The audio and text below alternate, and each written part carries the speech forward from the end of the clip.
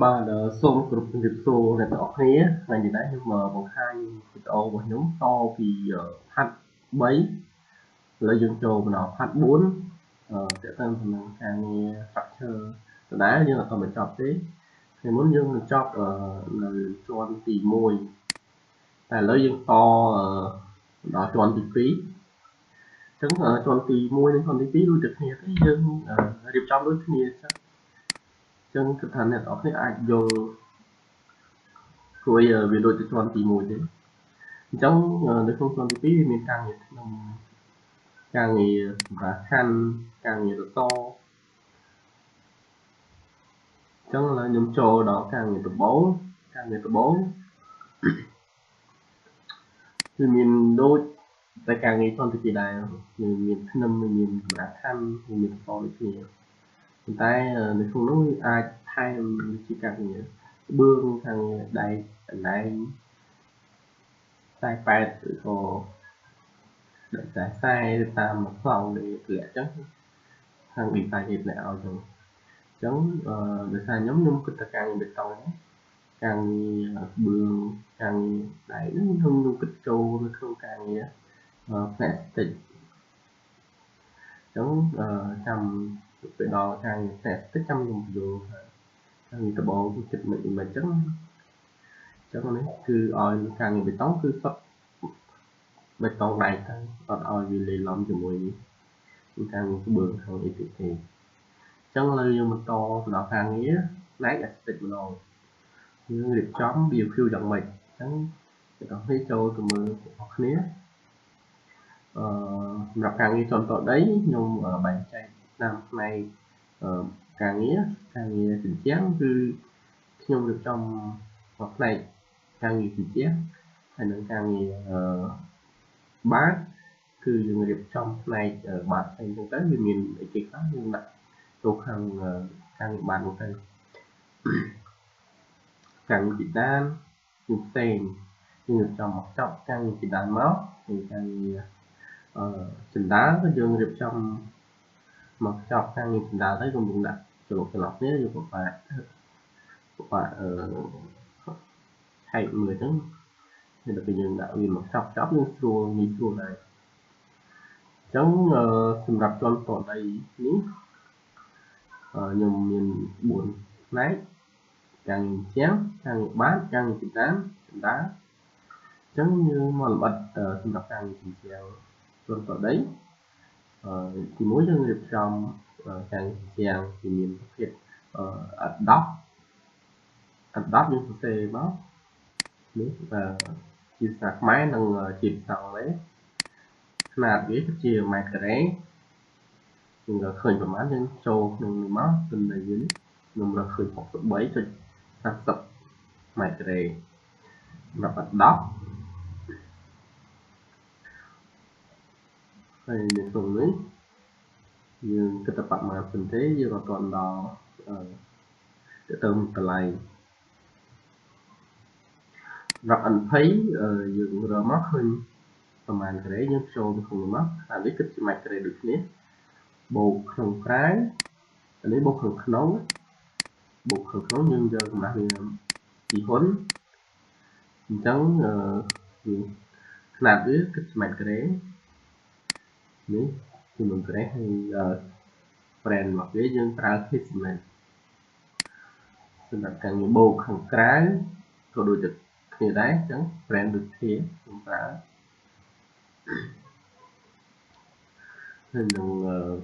ការងារថ្នាំជាងយើងមានប្រភេទថ្នាំនេះថ្នាំផ្នែកខាងក្រៅមានដៀកថ្នាំស៊ីថ្នាំពណ៌Itria painting skin coat sealer painting color គឺយើងបៀកហើយបើយើងមកស៊ីវា sealer ណាដល់នោះយើងបៀកថ្នាំដែលយើងចង់ប្រើពណ៌អីសាច់ចិត្តយើងទៅនេះ brand របស់វាដាក់ brand ហើយទៀតការងារថ្នាំយក ផ្នែកខាងក្នុងក៏ដូចជាឆ្នាំលាបផ្នែកខាងក្រៅដែរគឺយើងប្រើដូចគ្នាទេប៉ុន្តែយើងខាងក្រៅវាយើងប្រើឆ្នាំដែលវាធន់នឹងកម្ដៅការពារប្រេះវាថ្លៃជាងឆ្នាំខាងក្នុងហើយនឹងក្រូជញ្ជាំងវាជាក្រូទុកទឹកឬក៏ក្រូតាមជញ្ជាំងច្រានបាយអញ្ចឹងព្រមានយើងដាក់មកគឺក្រូជើងជញ្ជាំងគឺទៅផ្ទះយើងគឺតែមានក្រូជើងជញ្ជាំងតាមជើងជញ្ជាំងវាហ្នឹងគឺយើងមានកម្ពស់12អញ្ចឹងទៅគឺរកតាមប្លង់ដែលគេកំណត់ឲ្យខណៈនេះយើងគិតជាម៉ែត្រក្រូយើងគិតជាម៉ែត្រការ៉េ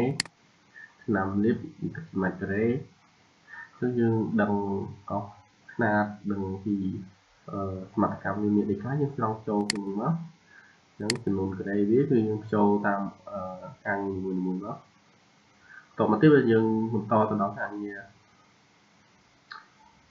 ផ្ទៃបាតយើងមានការងារខ្លះនៅក្នុងយើងចូលមើលមានដូចជាការងារក្រូនោះក្រូបាតផ្ទះក្រូវាមានក្រូប្រភេទក្រូតាមដែលយើងស្រឡាញ់ការចេះស្រឡាញ់យើងវាយមកអីក៏បានដែរតែចិត្តហើយក្រូបាតមានខាងក្នុងខាងក្រៅតែរៀនខាងគឺក៏ក្នុងផ្ទះមួយទៀតការងារជំរាបទឹកមុនពេលដែលយើងវាយក្រូគឺច្រើនតាមបន្ទប់ទឹកនិងវីរ៉ុងដាឬក៏រៀនខាងអីនោះច្រើនយើងលាបជំរាបទឹកហើយបានយើងចាប់តាមវីក្រូតាមក្រោយការពារវាជ្រាបទឹកបញ្ហាជ្រាបទឹកហើយនឹងការអិតខ្សែជាច្រើនចំតដីវាមិនទៅជាគេប្រើប្រហែលទេភាគរយតិចព្រោះនោះគឺចឹងគឺប្រើនៅរៀនខាងប៉ុន្តែវាអាចនៅជាន់នេះក៏គឺជាន់ទី2ឬក៏ជាន់វាលណាប៉ុន្តែវាអាចដូចជាឡាទឿអញ្ចឹងវាខុសទៅមុខវាខាងក្រៅផ្ទះឬក៏តែទឹកឲ្យខាងក្រោយនេះគេអាចបិទផ្សេងអញ្ចឹងក៏គេចូលអាចធ្វើសម្រាប់របស់ខ្ញុំមានផ្សាយនៅកន្លែងស្ទែនទឹកក្រោយហើយមួយទៀតយើងមានការងារពីដានយើងអត់មានប្រសេច្រើនទេគឺខ្ញុំប្រសេតែប្រភេទពីដានលាបពីដានក្បាច់ប៉ុន្តែអានេះគឺវាមានពីដានម៉ូតហើយនឹងជ័យវាទេគិតតែប៉ុណ្ណឹងគឺសិល្បៈខូតរបស់ខ្ញុំគឺខ្ញុំគិតខាងម៉ូតហើយនឹងជ្រីទេបន្តមកទៀតដល់ការងារចដាយើងមានការងារក្រូឬក៏ការងារម៉ាបមាននៅលើចដាហ្នឹងគឺមានក្រូឬក៏ម៉ាបអញ្ចឹងរបស់ហើយនឹងបោកខាងក្រោមឆ្នាំចដាហើយនឹងការងារកាន់ដៃនៅក្នុងការងារចដាយើងមានប៉ុណ្ណឹងមាន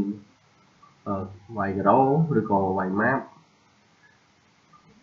បោកខាងក្រោមបោកពីវានឹងការងារលាបថ្នាំការងារដាក់កាន់ដៃចដាអញ្ចឹងវីដេអូនេះខ្ញុំសូមបញ្ចប់តាមជាន់តដីការងារផ្នែកអាស្ទិកវីដេអូបន្ទាប់យើងតជាន់ទី1បន្តទៀតសូមអរគុណ